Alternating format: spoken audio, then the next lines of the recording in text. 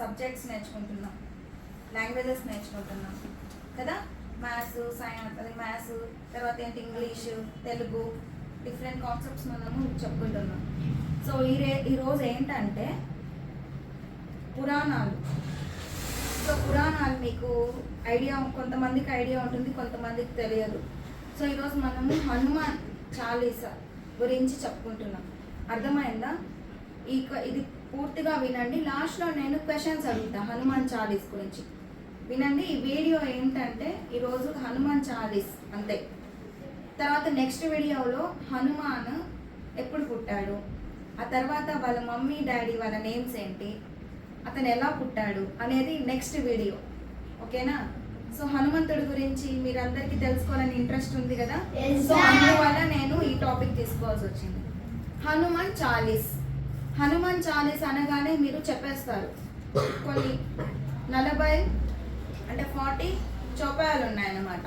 అర్థమవుతుందా? దాంట్లో కొంతమంది పూర్తిగా చెప్తారు, కొంతమంది 2, 3, 4 శ్లోకాలు చెప్తారు. అవునా? సో దాని గురించి నేను మీకు ఎక్స్ప్లెయిన్ చేస్తున్నాను. హనుమాన్ చాలీసా అని రాసింది ఎవరు? అసలు రాసింది ఎవరు? ఇంట్రడ్యూస్ చేసింది ఎవరు? గోస్వామి తులసీదాస్. ఎవరు రాశారు? గోస్వామి తులసీదాస్. ఎక్కడ రాశారు? తను జైల్లో రాశారు. అక్బర్ అనే అతన్ని బంధించినప్పుడు అతను రామభక్తుడు అన్నమాట. తులసీదాస్ అనే అతను ఎవరు? రామభక్తుడు. అతను ఏం చేస్తున్నాడు? అలా జైల్లో బంధిస్తే గమ్మున కూర్చోలేదు. హనుమాన్ చాలీస్ గురించి తను 40 శ్లోకాలు రాశాడనమాట. అర్థమవుతుందా? సో అది ఎక్కడ రాశాడు? తను జైల్లో రానమాట. గుర్తుపెట్టుకోండి, లాస్ట్లో క్వశ్చన్స్ అడుగుతాను. ఓకేనా? నెక్స్ట్ వచ్చి మీకు హనుమాన్ చాలీసా అనగా ఆ చాలీసా అనే వర్డ్ ఎక్కడి నుంచి వచ్చిందన్న? చాలీస్ అనే పదం నుంచి ఆ వర్డ్ అనేది వచ్చింది. హిందీలో చాలీస్ అంటే ఏంటి? 40. ఓకేనా? 40. ఆ 40 అంటే 40 శ్లోకాల్ని రచించారు తులసీదాస్ గారు. అర్థమవుతుందా? నెక్స్ట్ ఏ భాషలో రచించారు? అవధి భాష. సంస్కృతం కాదు, అవధి భాషలో రచించారనమాట. తులసీదాస్ ఎందుకు హనుమంతుడి గురించి రాశాడు? అతను రాముడి యొక్క భక్తుడు కాబట్టి ఆ భక్తి భావాలతో హనుమంతుడి గురించి మొత్తము రాశాడనమాట. ఈ హనుమాన్ చాలీసాలో హనుమంతుడి యొక్క గుణాలని తెలియజేస్తారనమాట. గుణాలని, అతని గుణాలు ఏంటి? ధైర్యం, జ్ఞానం, తర్వాత బ్రహ్మచార్యం, నెక్స్ట్ ఏంటి? ఇవన్నీ కూడా హనుమంతుని గుణగణాలు. సో వాటన్నిటినీ కూడా మనకి ఈ శ్లోకాల్లో చెప్పబడతాయి. అదే హనుమాన్ చాలీసా. అర్థమైందా?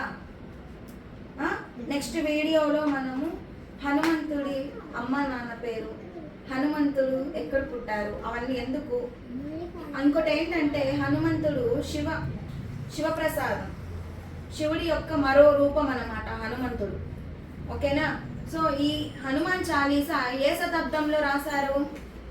ఏ శతాబ్దం ఎప్పుడు రాశారు?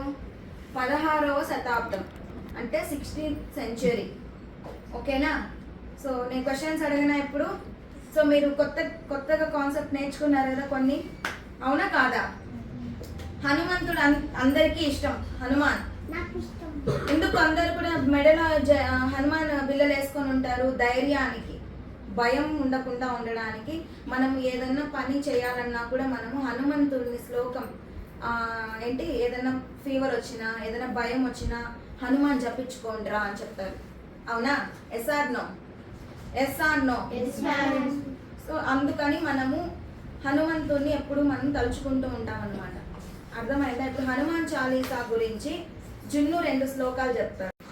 జయ హనుమాన జ్ఞాన గుణ సాగర, జయ కపీశతి విలోక ఉజాగర, రామదూత అతులిత బలధామ, అంజని పుత్ర పవన సుత రామ, మహావీర విక్రమ వజరంగి, కుమతి నివార స్మృతికే సంగి, కంచన వరణ విరాజ సువేశ, కానన కుండల కుంచిత కేశ, హద్వజ్ర అరుధ్వజ విరాజే, కాందే ముంచ జనౌజన.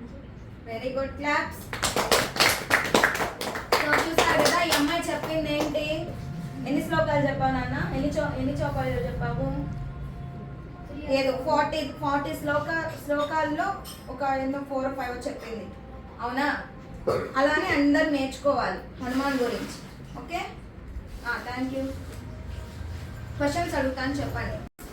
రచించింది ఎవరు? గట్టిగా చెప్పండి. గోస్వామి. ఓకే. ఏ శతాబ్దంలో రచించారు? ఓకే. ఎక్కడ రచించారు? నెక్స్ట్, ఏ భాషలో రచించారు? అవధి భాష. ఏ భాషలో రచించారు? అంతే. నెక్స్ట్ క్వశ్చన్ ఏంటి? హనుమాన్ చాలీసాలో ఎన్ని చౌపాయాలు ఉన్నాయి? 40. ఓకేనా? చాలీస్ అంటేనే 40. ఓకే, 5 క్వశ్చన్స్ కంప్లీటెడ్ కదా. Thank you. Please support our channel.